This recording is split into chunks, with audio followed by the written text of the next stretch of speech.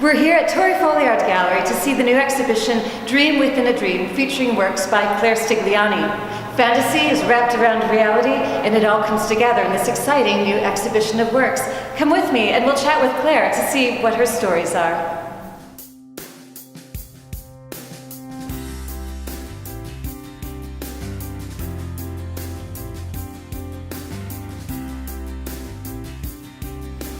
Claire Stigliani, thank you so much for being here at Tory Folliard Gallery, and it's really a treat to see your exhibition of new work. And these are all recent pieces done in the last year or so? They are, and a lot of them have been done in the last 5 months. Wow. Yeah. Oh, very exciting. Thanks for having me. Yeah, absolutely, our pleasure. And I understand one of the things that has been a sort of recurring theme throughout your work, and you've been showing in Milwaukee and many other places as you're based in New York now, but the idea of autobiography and sort of personal stories and your world around you. Has that always been part of your work, or is that something that evolved over time? You know, in some ways, I feel like it has always been this center to my work. I've always, in some ways, I think of all of these images as women in rooms.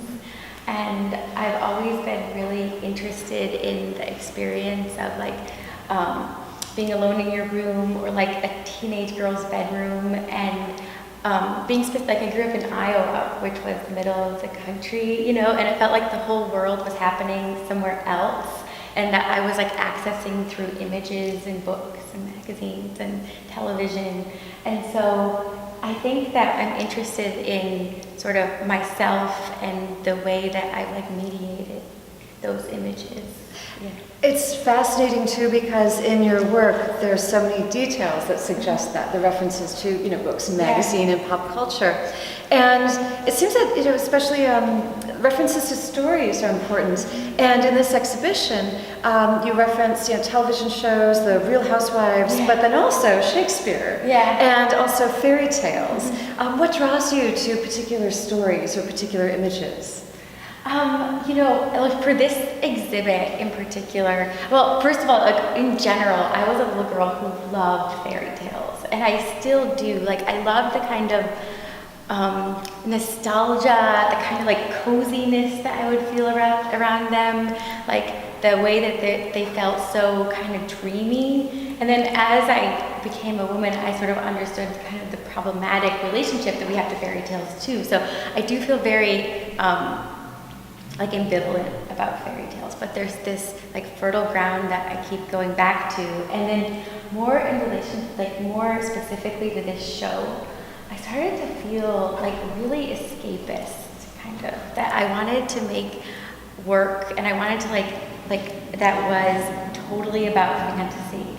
And I wanted to, and I think in myself too, I wanted to totally immerse myself in fantasy and an alternate world, an alternate space. And I was thinking about the way that sleeping is a space for that, but then also how that happens over and over again in different ways in my life. So I use this, I thought a lot about this metaphor of sleeping and dreaming, and connecting that to the way it feels to make art too. One of the interesting things about that too is there's this duality, and you mentioned sleeping and dreaming and then also being awake, and it's really apparent in your work, and also in the fantastic sculptural piece, the three-dimensional installation in the middle of the gallery, as figures' eyes can be open or covered, so it's they're sleeping. And then in the images you see that as well, kind of these opening and closing the eyes. These sort of different states. And what's especially interesting about this with the installation is that there are such great details, where you have things there's the computer screen that shows the image, that the television program that you're drawing, and then you see that in the installation, but then it's also in the gallery as the two-dimensional piece. And did you plan that from the start? Was the process something where you said, I'm going to recreate this event or this idea in multiple ways, or? I think so, but I think it also, yes, the short answer, but also in my studio, all of these things are happening at the same time.